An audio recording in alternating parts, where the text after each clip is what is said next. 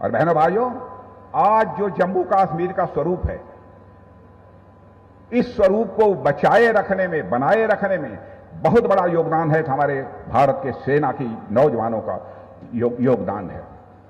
मैं याद दिलाना चाहता हूं, 50 के दशक में पाकिस्तान की ओर से जम्मू कश्मीर में कोई कार्रवाई नहीं की गई, कोई खास कार्रवाई नहीं हुई, छोटी मोटी यदि कुछ गतिविधियां हुई हों तो मैं नहीं कह सकता हूं। लेकिन भारत, मगर चीन ने लद्दाख में कई ऐसी गतिविधियां की 1962 की, अब मैं आपको याद दिलाना चाहता हूं, जिससे यह साफ हो गया था कि चीन के इरादे नेक नहीं हैं। और उसमें पंडित जवाहरलाल नेहरू हमारे भारत के प्रधानमंत्री थे। बहुत सारे लोग पंडित जवाहरलाल नेहरू की आलोचना करते हैं। मैं भी एक विशेष राजनीतिक दल से आता हूं। मैं भारत के किसी भी प्रधानमंत्री की आलोचना नहीं करना चाहता और किसी प्रधानमंत्री की नीयत पर मैं कोई सवालिया निशान भी नहीं लगाना चाहता हूं, क्योंकि मैं जानता हूं नीयत में किसी की खोट नहीं हो सकता है। नीतियों को लेकर विवाद हो सकता है, नीतियों को लेकर तो हम आलोचना कर सकते हैं, लेकिन किसी की नीयत के ऊपर मैं कोई सवालिया निशान नहीं लगाना चाहता। लेकिन 1962 में हम लोगों को जो खामियाजा भुगतना पड़ा है, उससे आप सभी अच्छी तरह परिचित हैं और उसकी भरपाई मैं मानता हूं आज तक नहीं हो पाई है। लेकिन आज भारत जिस तेजी से साथ आगे बढ़ रहा है, और आज मैं रक्षा मंत्री होने के नाते डंके की चोट पर कहना चाहता हूं, बहनों भाइयों, भारत अभी हमारा कमजोर भारत नहीं रहा है। भारत अब दुनिया का ताकतवर देश बनता जा रहा है। भारत अब दुनिया का ताकतवर देश बन जाता जा रहा है। आपकी मुराद आज नहीं तो कल पूरी होगी, इस भरोसे और विश्वास के साथ हर भारतवासियों को अपने मजबूत दमखम के साथ खड़े रहने की आवश्यकता है। मैं ऐसा मानता हूं। रिजांगला की लड़ाई भूल सकता है कोई? 1962 में बहनों भाइयों, रिजांगला का क्षेत्र जाकर कोई देखे।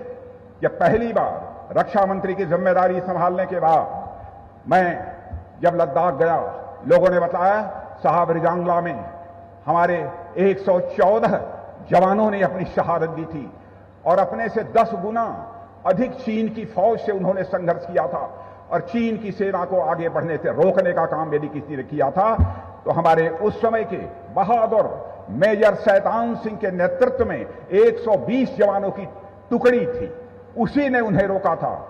लेकिन मेजर शैतान सिंह सहित मेरे बहनों भाइयों 114 जवानों ने अपनी शहादत दी थी उस सीमा को बचाने के लिए।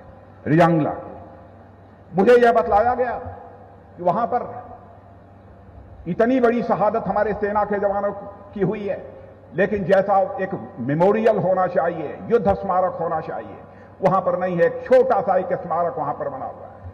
हमारे साथ आर्मी चीफ भी थे और मैंने कहा कि नरवणे जी, चाहे जितना भी पैसा लगेगा, एक भव्य स्मारक रिजांगला की धरती पर खड़ा होना चाहिए, क्योंकि दुनिया में जितनी भी लड़ाइयां हुई हैं मेरे बहनों भाइयों, दुनिया में जितनी भी लड़ाइयां हुई हैं, उनमें कठिन लड़ाइयों में से एक रिजांगला की भी लड़ाई रही है कि अपने से 10 गुना अधिक सेना के जवानों को आगे बढ़ने से रोक दिया।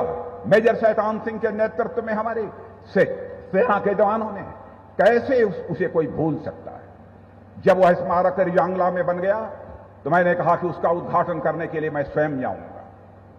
हमारे साथ आर्मी चीफ, उस समय के chief of defence staff general Bipin Rawat और कई सेना के अधिकारी गए और बहनों भाइयों जाकर वहां का दृश्य देखा, जिस तरीके से रह रहकर वहां पर तूफान खड़ा हो रहा था। मैं ये कल्पना नहीं कर पा रहा था किन परिस्थितियों में हमारे सेना के जवानों ने यह युद्ध लड़ा है।